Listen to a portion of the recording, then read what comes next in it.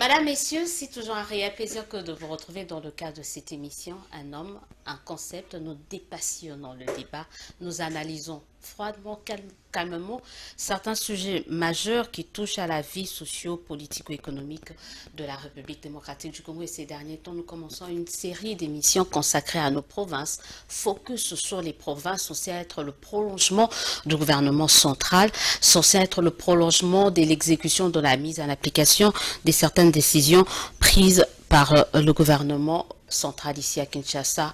Pour aujourd'hui, il y aura un focus sur le Haut-Katanga. Pour en parler, j'ai le plaisir de recevoir un analyste politique qui s'intéresse au Haut-Katanga, à la politique du nouveau gouverneur. Madame, Messieurs, recevez avec moi Jess Nombi. Bonsoir et bienvenue. Merci beaucoup, Madame Odia. C'est un plaisir d'être sur ce plateau. Alors, pourquoi déjà le Haut-Katanga? Pourquoi? Qu'est-ce qui vous intéresse dans cette province? Le Haut-Katanga, c'est d'abord une affaire de cœur parce que je suis né au Haut-Katanga, j'ai vécu au Haut-Katanga, c'est ma vie le Haut-Katanga, donc une partie de moi est toujours dans le Haut-Katanga, donc c'est toute ma vie. Hein. Qu'est-ce qu'elle devient aujourd'hui, ce Haut-Katanga, après le morcellement? Il n'a plus, en fait, il n'a plus ce qu'il avait toujours été dans le temps. Non, pas du tout. Au contraire, le Haut-Katanga rayonne encore beaucoup plus. Vous savez, ce que le Haut-Katanga est aujourd'hui, c'est pratiquement l'essentiel de ce qu'était le Katanga. Parce que lorsqu'on parlait du Katanga, en particulier, c'était beaucoup plus le Haut-Katanga, c'est-à-dire les grandes villes du sud, notamment Likasi, Lubumbashi, et peut-être aussi Kolwezi, mais c'était beaucoup plus Lubumbashi qui constituait le gros, ou l'image même du Katanga, que nous appelons aujourd'hui le Grand Katanga. Mais le Haut-Katanga est resté égal à elle-même. Cette province est en train effectivement de se forger et de devenir pratiquement le fer de lance du développement non seulement de la partie Katanga, mais de toute la République. Lubumbashi n'est plus la capitale que préfère, puisqu'il y a Kolwezi maintenant. Donc peut-être qu'on devrait changer de dénomination. Il y a cette guerre de Kolwezi-Lubumbashi. Mais non, mais je pense que ce qu'il faut savoir, c'est que Lubumbashi, c'est d'abord la capitale économique. Lubumbashi, c'est même la capitale qui préfère. On pourrait peut-être parler de Kolwezi. Ah non, c'était avant le démantèlement. On pourra peut-être parler de Kolwezi comme la capitale cobaltifère, parce que là, c'est beaucoup plus le cobalt. Mais le cuivre, tant au Katanga comme au Lualaba, nous avons du cuivre. D'ailleurs, aujourd'hui, le cuivre est un peu partout dans la République. On parle du cuivre dans le Congo central, on parle du cuivre dans l'Équateur, dans l'Aolomami. Donc, c'est tout simplement symbolique. Le Lubumbashi garde cette image, parce que même quand on ne parlerait pas du cuivre dans la ville de Lubumbashi elle-même, mais on devait se rappeler que les grandes entreprises minières ont toujours leur siège. En tout cas, vous avez raison de craindre quand même la concurrence du côté de Kolwezi. On voit que ça bouge et dans tous les sens. C'est tout le monde qui veut aller à Kolwezi, c'est plus Lubumbashi, la destination prisée, hein. Est-ce que ça ne vous inquiète pas? En fait, non, mais au contraire, ça nous aide beaucoup parce que vous savez, la gestion des populations dans le Haut-Katanga, aujourd'hui, on est un tout petit peu, départi. C'est-à-dire qu'il y a une population qui est gérée, cet exode, qui est géré par le Lualaba, une partie qui est gérée par le Haut-Katanga. Ça nous inquiète pas trop, ça nous permet effectivement de pouvoir maîtriser les vagues des populations parce que là, c'est un peu partagé. Mais par rapport aux investisseurs, par rapport aux touristes, par exemple, par rapport à ceux qui...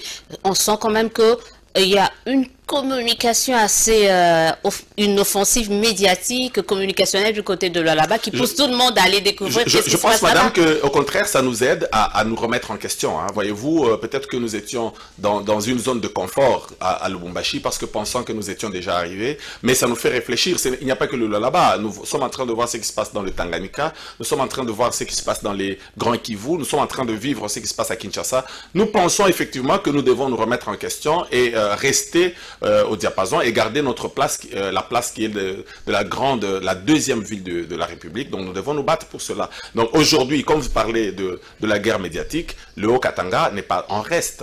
Ne vous en faites pas, madame, le Haut-Katanga est en train de travailler et nous comprenons bien que cette guerre, elle est nécessaire, elle crée une certaine émulation, une certaine concurrence positive. Autre chose peut-être à mettre dans le passif de Haut-Katanga aujourd'hui, c'est que son gouverneur est pratiquement pas connu, contrairement à Mouyej, mon Dieu, quel parcours, contrairement à Zoé Kabila, contrairement ici en Argentine, Ngobila, des noms qu'on connaissait qu'on connaît déjà depuis des années. Et aujourd'hui, ça facilite quand même. Et Jacques Kaboula, c'est à peine. Madame, vous avez peut-être raison que dans les milieux médiatiques, on ne le connaît pas très bien. Dans les milieux politiques à Kinshasa, on ne l'a pas encore bien découvert. Mais ceci n'est pas un handicap pour nous. Au contraire, c'est une force. Nous estimons que, effectivement, cet homme qui n'est pas très bien connu, et ça suscite de la curiosité de la part de toute la population. D'abord, je dois vous dire une chose. Sa population le connaît davantage et très bien aujourd'hui. Si vous avez vu ce qui se passe à Lubumbashi, par exemple, avec tous les engouements des gens qui veulent adhérer à son parti, vous comprendrez que Jacques Kaboula est en train de s'incruster dans les cœurs des Haut-Katangais. Et vous savez comment on l'appelle aujourd'hui? Wandani. Wandani, ça signifie tout simplement le nôtre. Donc ce sont les mêmes pratiques. On a eu des chapoués, on a eu, et maintenant lui, il cherche aussi à avoir un petit sobriquet. Vous savez, chaque peuple, à un moment donné, il y a un prophète qui se lève. C'est comme ça depuis les temps anciens, c'est comme ça même à l'époque de la Bible. Il y a toujours un prophète qui se lève à un moment donné et le peuple l'accepte et le peuple l'accompagne. Et Dieu au ciel le décide ainsi. C'est l'homme et son temps. Et aujourd'hui, c'est Jacques Kaboula, n'en déplaise à ceux qui pensent qu'ils ne le connaissent pas. Mais je pense que madame, aujourd'hui, les gens commencent à le découvrir. Et ce qui est très bien avec Jacques Kaboula, c'est que c'est pas une vente médiatique, c'est plutôt le travail qu'il est en train de faire. Parlons-en de ce travail. Vous parlez, dit les gens ne le connaissent pas peut-être très bien, on ne le connaîtra pas par les paroles, par les actes. En 5 mois, qu'est-ce qu'il a déjà fait? En 5 mois, Jacques Kaboula est en train de réaliser des grands miracles dans le Haut-Katanga. Premièrement, vous savez, madame, le Katanga, le Haut-Katanga, c'est une province qui, à un moment, était déjà très très avancée par rapport à d'autres. Mais aujourd'hui, comme vous dites, il y a une grande concurrence. Et déjà, sur le plan infrastructure, Jacques Kaboula a remis pratiquement tous les chantiers en marche et par rapport à ses prédécesseurs, on voit la vitesse d'exécution, elle est très rapide. 5 km par mois, madame, il faut le faire. Même au niveau national, on a du mal à réaliser certaines choses. Nous sommes déjà à 5 mois, donc il réalise. Combien de kilomètres déjà 5 mois, 25 km 25 km. 5 km le mois. Je vous le dis. C'est ça? Oui, tout à fait, bitumé. Non seulement à Lubumbashi, c'est ça aussi la particularité de cet homme. Kalemi. Non, pas Kalemi, c'est déjà dans une autre province, mais plutôt Likasi. Likasi, c'est un grand chantier. Kasumbalé, c'est la 3e ville de la province. C'est un chantier qui est en train de se transformer. c'est aussi là-bas. Kipushi, effectivement.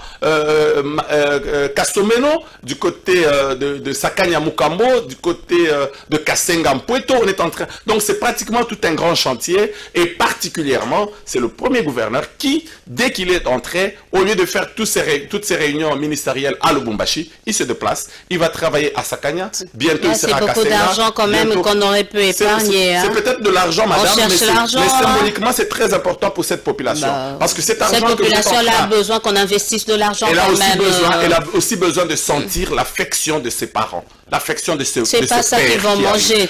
Et je vous dis, quand vous parlez de l'argent, les ministres ne vont pas s'amener là-bas avec des hôtels de 5 étoiles. Hein. Ils vivent dans les hôtels de là. Et Kaboula a imposé que les gens l'acceptent comme ça. Ils ont vécu dans des maisons telles qu'ils les ont trouvées là-bas. Si c'est en paille, vous vivrez là-bas. C'est comme ça que vivent vos Donc, frères. parmi les réalisations, on retient seulement sur le plan infrastructurel. On retient sur le plan infrastructurel. On retient aussi sur le plan agriculture parce qu'aujourd'hui, il y a un grand travail qui se fait déjà. Pas sur ces terrains-là. Oui, mais bien sûr, madame. Je voulais bien poser une question, je dis non. Si, madame. C'est le premier gouverneur qui fait mourir de faim les Katangais. Non, madame, le problème des Hauts-Katangais ou le problème des Katangais commence depuis très longtemps. Si je dois vous rappeler l'histoire, il y a les années 1900, déjà, on avait des gros problèmes. On a consommé pratiquement les aliments de bétail à Lubumbashi, ce qu'on a appelé les Vimba. C'était les aliments des porcs que les Louchois ont consommé en ce moment-là. Avant, après, c'était à l'époque de Kyungwa Kumanza, et après cela, à l'époque de Moïse Katumbi, on a vu des gens mourir. De riz à 9000. On a vu un sac de farine à un moment à plus de $30, et on a vu des mamans enceinte en train de se bousculer et une dame est morte devant tout près du gouvernement. Mais on a vu à l'époque de Moïse et là pas même on a vu, moi j'ai vu quand vous êtes de côté un sac de farine de maïs 25 kilos à 9 000. C'est ce que je suis en train de vous expliquer, madame. En réalité, il y a le prix du sac de farine est saisonnier.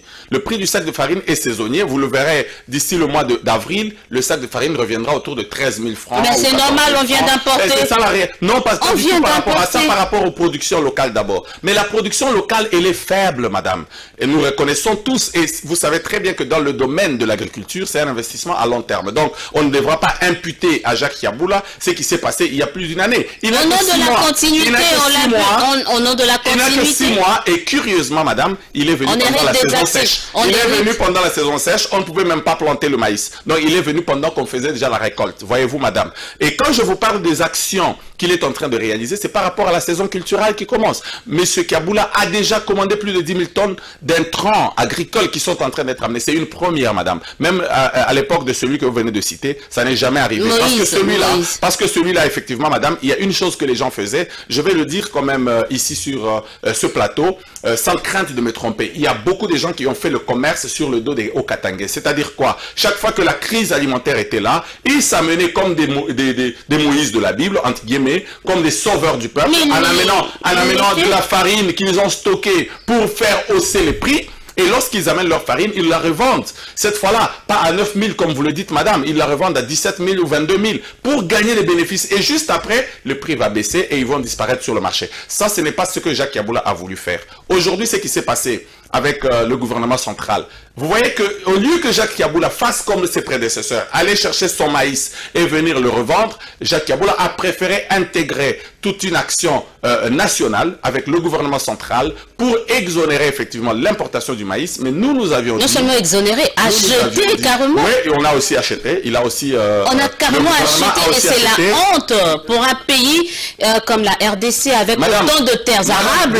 Vous savez la honte, acheter, vous savez, madame, vous savez, la honte, c'est quand vous avez déjà un ventre rempli, madame. Lorsque le ventre est vide, on trouve d'abord des solutions pour ses enfants. On trouve d'abord les solutions pour que le ventre soit plein, pour que vous puissiez commencer à réfléchir. Il est vrai que ce que vous dites est inacceptable, que nous puissions continuer à importer la farine de maïs dans ce pays. C'est vrai, madame. Mais est-il qu'on est devant une situation que nous ne pouvons pas faire autrement, nous devons d'abord solutionner. Mais c'est pour ça que je vous dis que la saison culturelle prochaine, nous allons évoluer, améliorer la production locale, et d'ici 5 ans, je pense que on pourra un tout petit peu réduire de la moitié, voire même du... La politique agricole de Yabula, en quoi consistera cette politique agricole? Alors, la politique agricole de Jacques Yabula est pratiquement centré sur amener le peuple au travail, amener les agriculteurs au travail. Alors, nous avons deux plans à ce niveau. Premièrement, nous accompagnons les grands agriculteurs, c'est-à-dire les grands fermiers ou les grandes entreprises agricoles. Nous avons,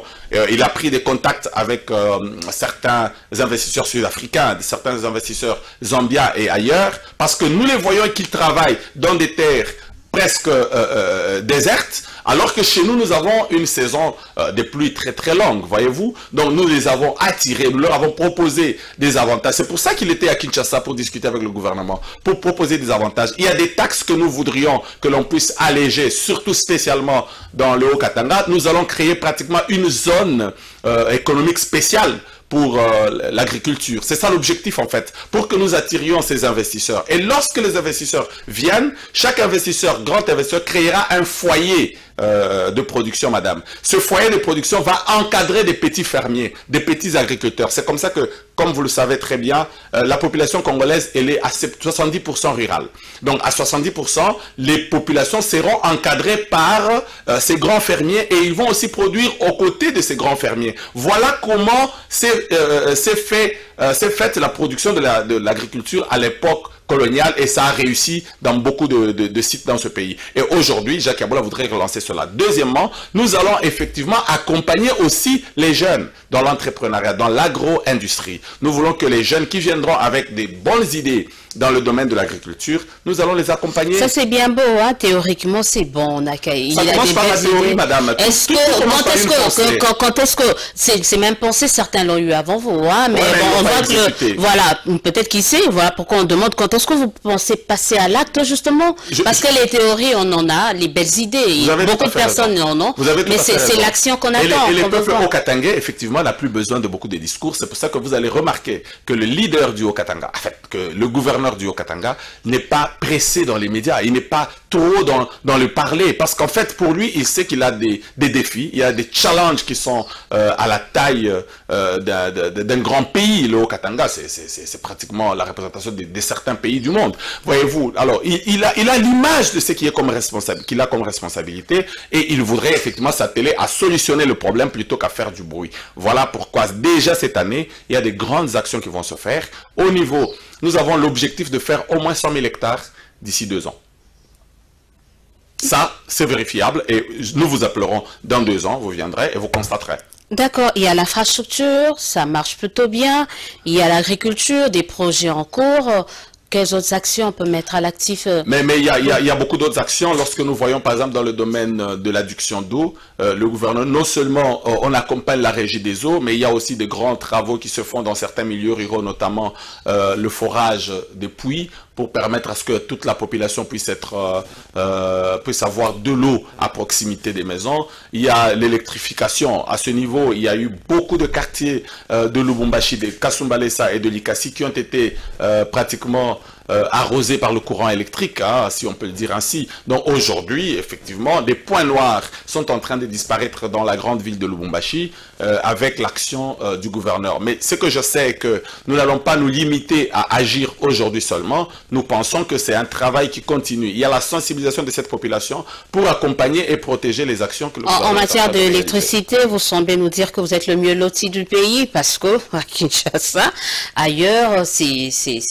nous ne dirons pas que nous sommes les mieux, mais nous sommes en train de fournir des grands efforts. Vous savez tous que le pays est en train de souffrir des problèmes. Effectivement, c'est la SNEL qui gère un peu de tout, mais nous sommes en train d'apporter un minimum au niveau de la SNEL. Par exemple, dernièrement, il y a eu pratiquement plus d'une centaine des groupes, en fait, de moteurs que la SNEL utilise, que l'on a remis à la SNEL, dont du gouvernement provincial.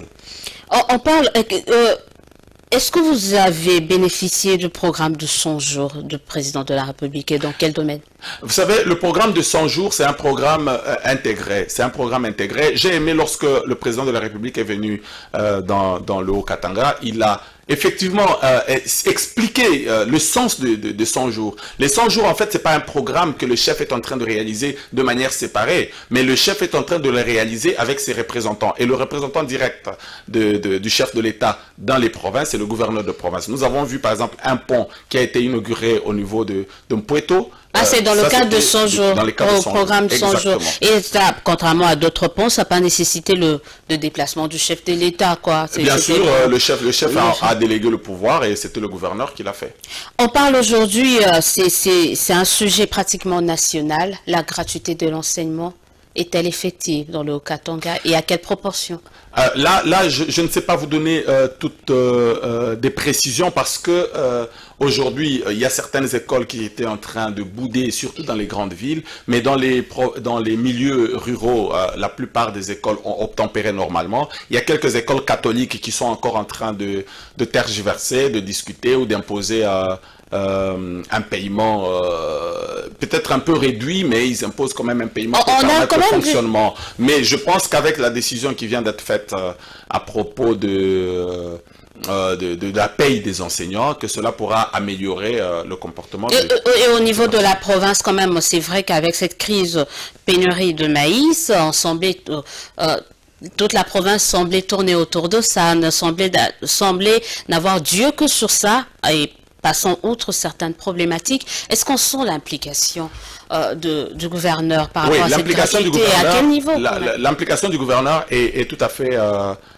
Qu'est-ce qu'il dit, par exemple, par rapport à ces écoles catholiques qui ne veulent pas enseigner? Effectivement, à ce niveau, il y a un travail qui se fait entre l'administration publique et les écoles conventionnées catholiques, parce qu'en fait, nous pensons qu'on devait effectivement faire une tripartite entre les syndicats, les responsables des écoles, notamment les écoles conventionnées, donc nous parlons de la coordination des écoles conventionnées, et l'État, pour définir clairement un cahier de charges qui pourra mettre tout le monde d'accord et faire avancer les choses. Il y a des petites caprices qui sont en train d'être exigées. Nous pensons que les écoles catholiques n'ont pas totalement tort, mais nous pensons aussi que de l'autre côté, ils doivent mettre de l'eau dans leur vin pour que nous puissions trouver un terrain d'entente. Il faudra que nous puissions comprendre que la population, que les parents y souffrent et que les parents ne doivent pas continuer à prendre en charge les enseignants alors que le patron a décidé de les prendre en charge. Au début de cette émission, on va parler de notre facette quand même de Jacques Yabula. On parle de lui, on va vraiment le citer parce qu'il incarne et il représente cette province, le Haut-Katanga, l'une des plus importantes du pays. On le connaît mal, peut-être en tant que gouverneur, encore plus mal en tant que politique, dans son parti. Expliquez-moi, c'est facile d'être un gouverneur aussi peu connu, mais issu d'un parti comme le PPRD. Alors, il faut dire que Jacques Yabula, c'est quand même un homme atypique. Hein. C'est un genre un peu spécial. Tout le monde, quand on le regardait, quand on observait la scène politique, on ne le voyait pas venir. On ne pouvait pas imaginer que Jacques Yabula puisse passer gouverneur. Tous ceux qui observent, il a déjoué tous les pronostics. Hein, tous les pronostics. On ne l'attendait pas.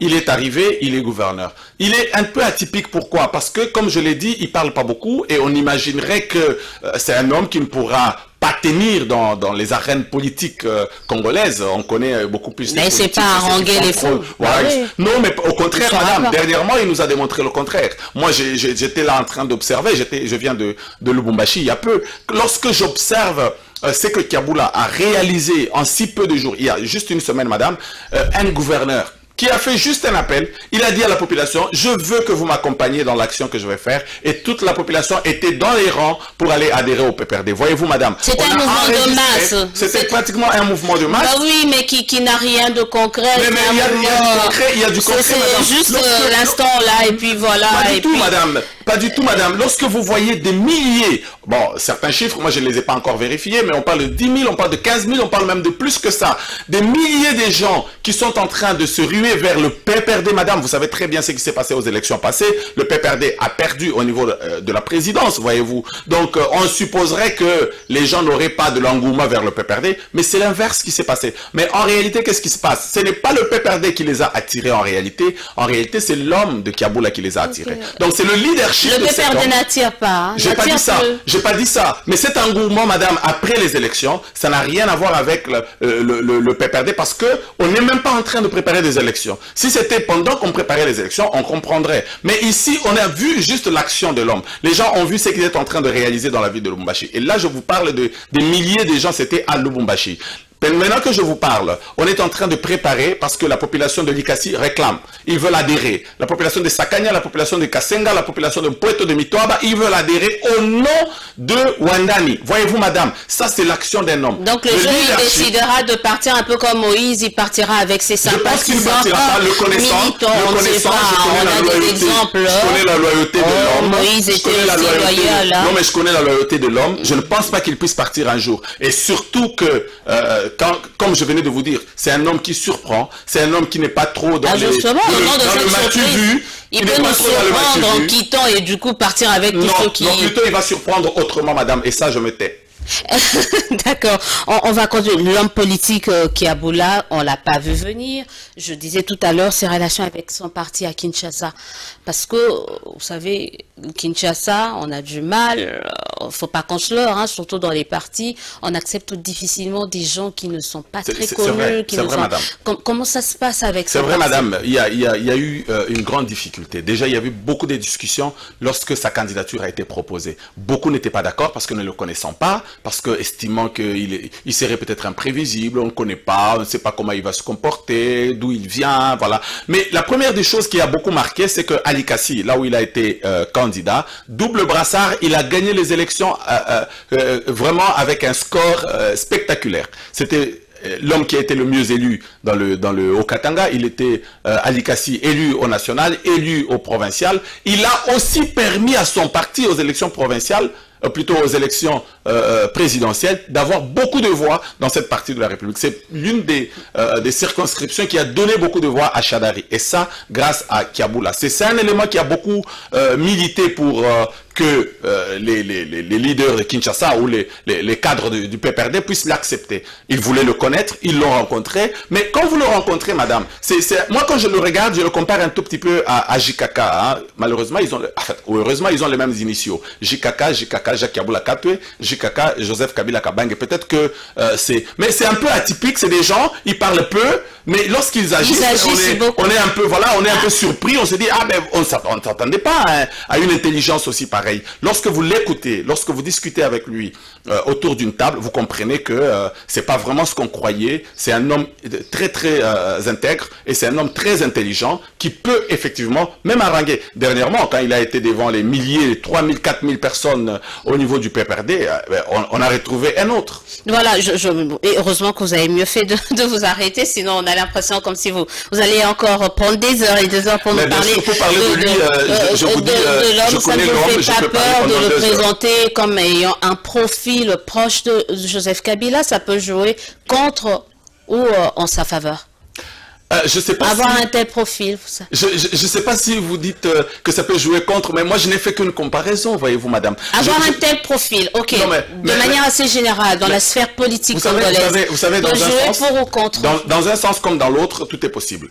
La politique, c'est pas une science exacte, voyez-vous. Donc les circonstances jouent beaucoup et ça dépend des temps, ça dépend de beaucoup de paramètres. Donc en politique, il n'y a pas de mathématiques. Ça peut jouer contre, ça dépend de quels ingrédients on y ajoute. Ça peut jouer pour, ça dépend aussi de quels ingrédients et des circonstances devant lesquelles on est. Mais pour l'instant, je pense que ça lui joue plutôt positivement. Jusque-là, il est en train de convaincre et au sein de sa famille, même au-delà de sa famille. Je vous ai dit que les milliers de gens qui venaient, tous n'étaient pas que des indécis. Il y a des leaders des partis politiques, j'en ai vu, des leaders des regroupements politiques qui ont quitté leur regroupement pour dire « Nous préférons accompagner Joseph Kabila avec Jacques Yabula Katwe ». On a eu un certain style avec Moïse Katumbi, avec Kapopo. Maintenant, les gens se demandent c'est quoi le style Yabula.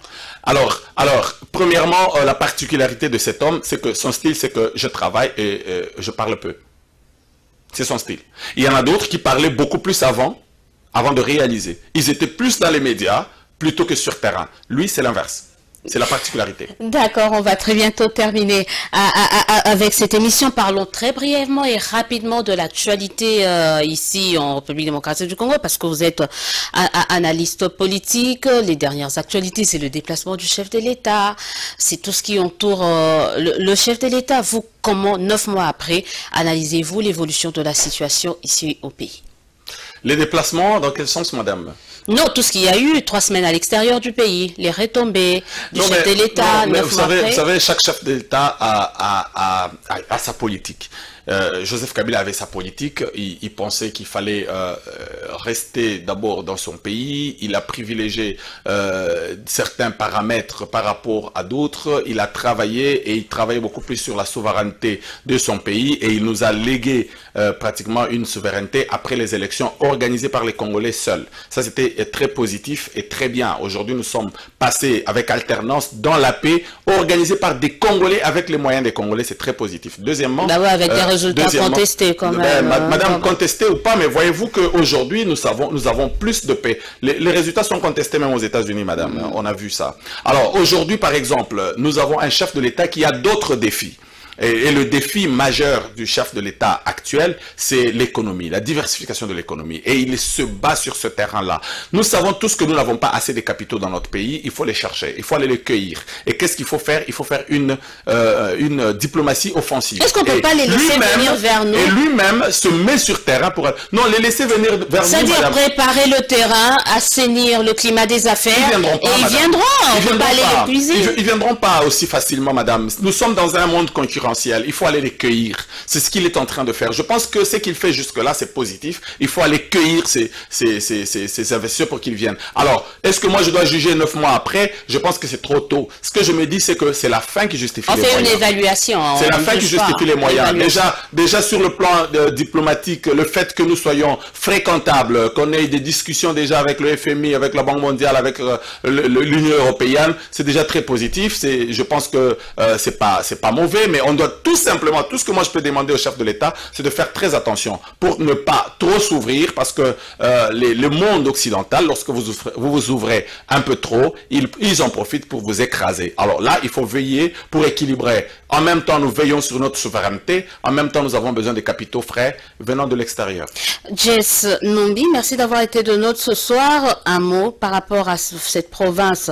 Vous intéressez vraiment à la province du Haut-Katanga, par rapport à la population de cette province. Mais avant tout, une dernière, je voulais savoir la collaboration entre le Haut-Katanga et le Lualaba, par exemple. Alors, là, je dois déjà vous dire que ce sont deux provinces sœurs. La collaboration, elle est très bonne. Nous avons en même temps une collaboration dans le sens où nous partageons des expériences, mais en même temps, nous sommes en train de nous regarder comme deux provinces concurrentielles. Voyez-vous, c'est comme deux jumelles, hein, deux provinces jumelles. Elles sont en train de travailler, chacun court pour être. Mais il y a des projets qui. Oui, il y a des projets qui nous mettent ensemble. Il y a des projets qui nous mettent ensemble, comme par rapport à l'agriculture. Nous avons discuté ensemble parce que Kasumbalesa aujourd'hui, c'est la porte d'entrée pour le Haut-Katanga et même pour le Lualaba. Donc, ils ont intérêt à ce que nous assaisissions ensemble ce domaine-là, mais aussi par rapport aux mines. Voyez-vous, madame, Kasumbalesa, c'est la porte de sortie, donc les voies routières, les produits du Lualaba passent par le Haut-Katanga et vice-versa. Donc nous avons une relation beaucoup plus... on est obligé de vivre ensemble. Voilà, votre mot de la fin par rapport à... Le mot de la fin, c'est que je vais saluer pratiquement les Haut-Katangais et leur demander de se mettre au travail. Le gouverneur nous a demandé une seule chose. Chacun prend la houe et nous allons au champ. Nous devons cultiver et nous devons renverser... J'ai beaucoup de mal avec cette expression-là. Madame, nous devons le faire, nous devons s'y faire. Si Mao l'a fait en son temps en Chine, nous pouvons aussi renverser la vapeur. Aujourd'hui, le chef de l'État l'a dit. On vient d'inaugurer un laboratoire agricole du côté du Sud Kivu. Le chef de l'État l'a dit. Nous devons maintenant nous tourner vers l'agriculture et je pense que c'est la meilleure. Merci beaucoup d'avoir été de notre ce soir. J'ai reçu pour vous Jess Nombi, analyste politique spécialisé en tout ce qui est province du Haut-Katanga. Merci. Appelez-nous pour vos réactions et suggestions. On sera toujours là pour vous. En attendant, nous vous souhaitons de passer une excellente suite de programmes et on se dit au revoir et à très bientôt.